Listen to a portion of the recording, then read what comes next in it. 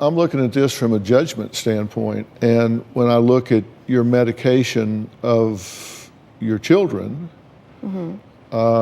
that seems really inconsistent as well. The instructions on the bottle here for your 12-year-old say that this medication, montelukast 1 tab nightly for your 12-year-old, and how do you pronounce this one? Desloratadine.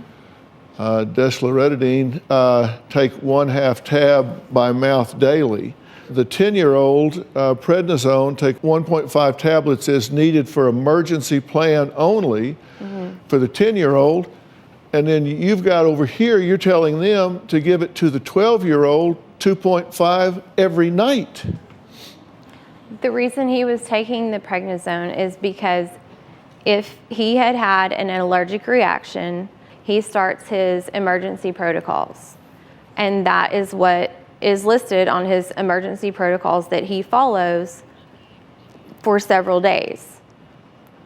They both have the same medications. I understand that one on this screen, one is saying it's a 12-year-old's, but one is saying it's a 10-year-old's.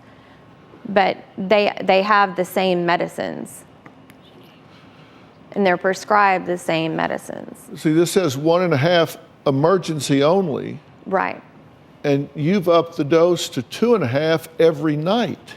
I didn't change the dose. And it's the wrong child. Right, it's a different child, it's a different dose. It didn't come from me, it was the doctor's, that was what the doctor's notes had told me to do. His emergency plan is in the paperwork that I provided. All we have are your instructions. That's all you gave us. And then the bottles, which are different from what you say to do. I would never intentionally hurt my children or over-medicate as... Well, I think you would do what you thought was the right thing to do. I don't think you would hurt your children on purpose. Don't hear me saying that, because I'm not. I understand that. But, you know, I'm I'm not... just saying there's some fishy stuff going on here about medical perception. I'm not going to mess with my children's medications. My kids are my entire world, and they're all I have.